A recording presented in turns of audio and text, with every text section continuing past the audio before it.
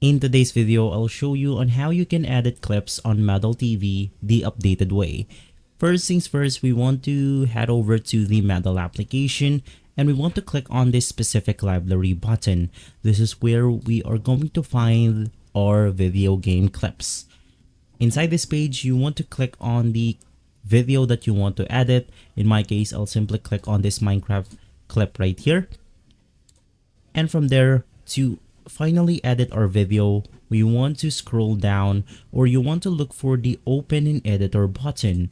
It will now load in this video editor page on which you have to basically wait for it to finish.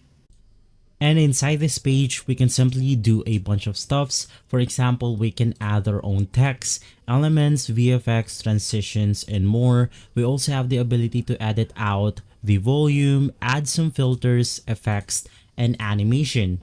So basically, you can just do your imagination on the video editor section, and that's it.